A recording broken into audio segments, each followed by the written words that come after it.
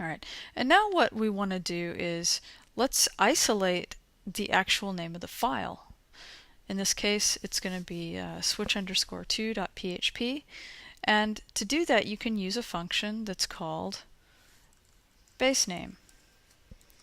And we're just going to put our server superglobal array access right here inside of the quotes, and so we're going to get the base name of the server script name. So let's go ahead and save that, and let's see what that returns.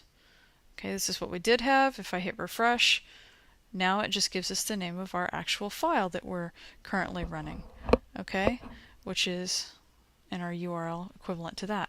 Okay, now let's jump back over to Dreamweaver. Well, first of all, let's say that we actually want to do something useful with this and we don't want to see the file extension here. So you can use basename to do that. You can just pass another parameter in basename, and that parameter is going to be passed as the second argument.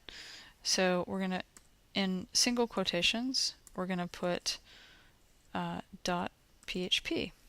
And what this is going to do is it's going to find the .php and it's going to strip it out of the actual name of the file that it pulls up. Okay, so let me go ahead and save this, and we'll do another test on it so you can sort of see this in progress. And there, now we just have the file name without the extension attached to it. And the reason I keep doing this in steps, you might be like thinking, okay, get on with it already. But it's not just for educational purpose, it's also, this is the way I would encourage you, especially when you're first starting. This is the way I encourage you to write your scripts, is to test each piece by piece. And the reason is that if you just assume that you know what you're doing and you just type it all out, well, even one spelling error or one little syntax error, missing an apostrophe or whatever, it's going to be really hard to find. But if you do it this way, you know immediately whenever you've created a new problem and you can fix it.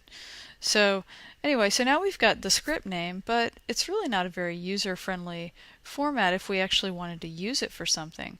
So what happens if we get rid of the underscore and replace it with a space? And right now I'm revisiting. This is going to actually revisit a string function that we've already discussed, but we're going to just apply it in a new kind of way. All right, and it's going to be the string replace function. So let's go ahead. I'm just going to go ahead and wrap this whole section right here in parentheses, and we're going to type in front of it str_replace.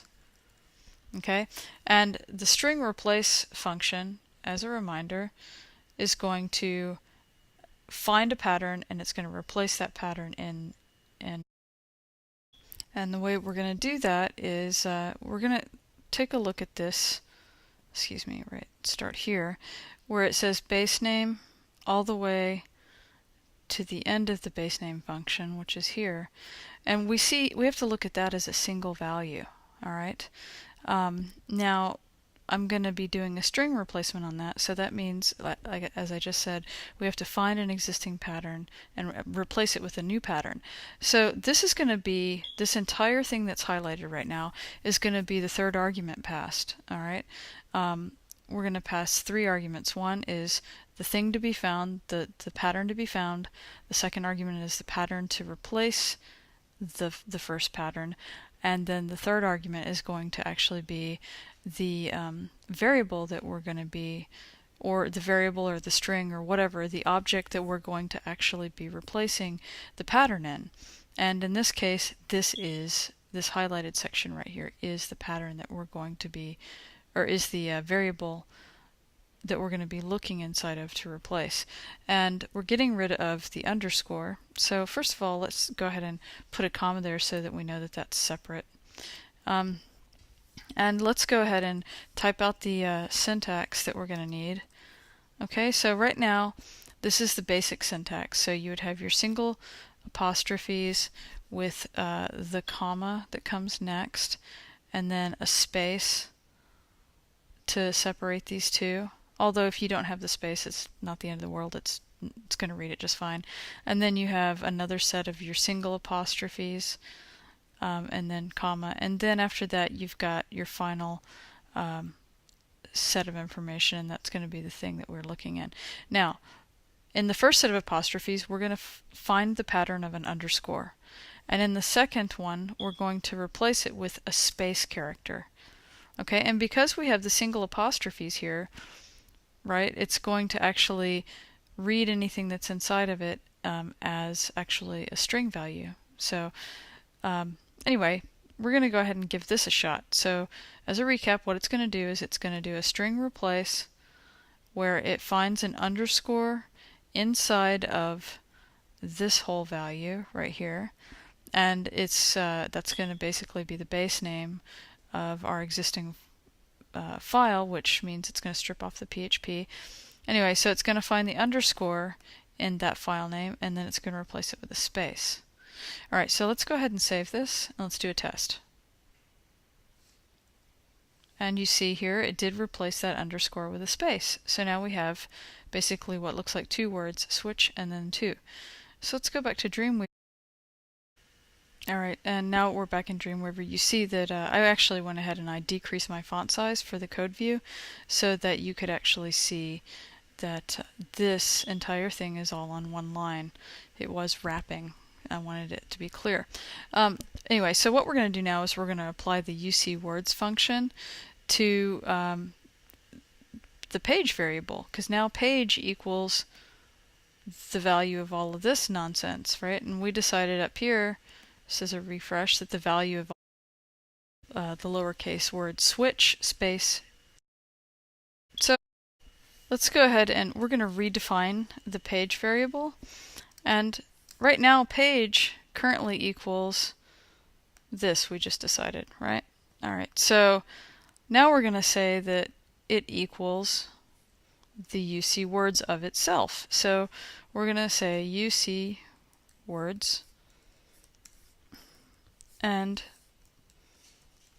we're going to use the value of page. So whenever you do something like this, just so you have an understanding, is right here we're setting the value of page on line 24. And whenever we go to redefine the value of the page variable in line 25, we're actually telling it to go ahead and apply the UCWords function on the existing page variable. And at this time, because this hasn't fully executed this command yet, whenever it reads this page value, it's still grabbing the value that was set up here in the previous line, because that command was already executed. So what it's going to do is it's going to put the line 24 value of the page variable in the line 25 values, basically the object of the UCWords function, and then as a result it's going to redefine itself into a new value. So let's go ahead and hit save, and we're going to go back to Firefox and hit refresh, and you see that it capitalized it for me.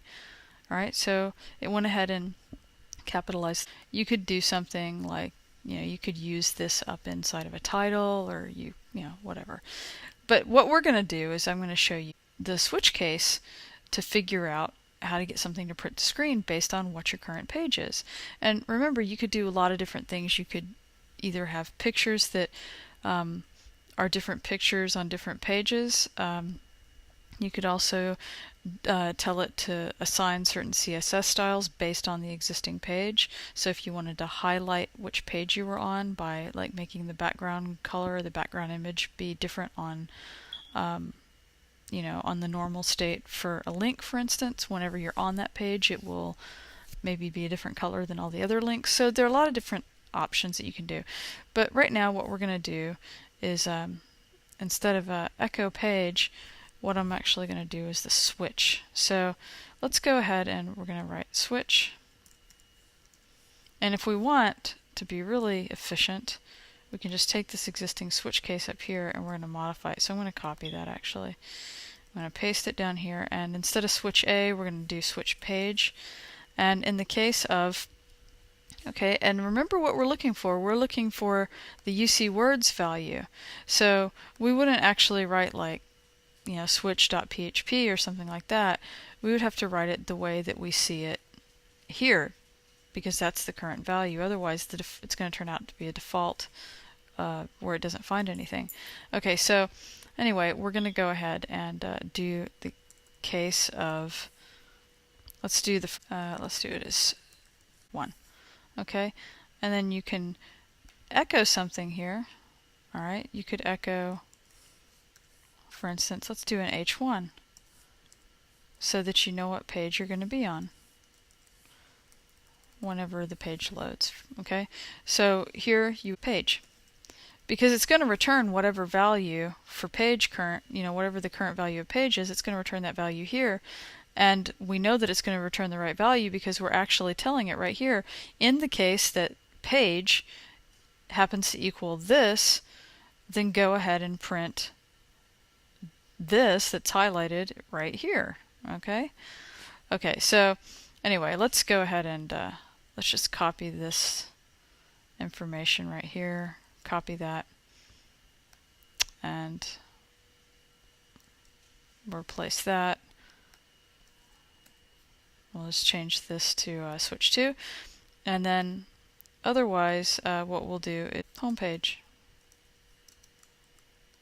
Okay, so let's go ahead and we're going to save this, and let's go back to refresh it. Oh, and you see that it automatically took the browser's default style sheet of an H1 style, and it made it bigger and bolder, and that's how we know that it's working. And if we were to want to go up to our view source, and we can check it out there, you can see, for instance, that it is, in fact, here, let's blow that up. It is, in fact, showing us that it worked.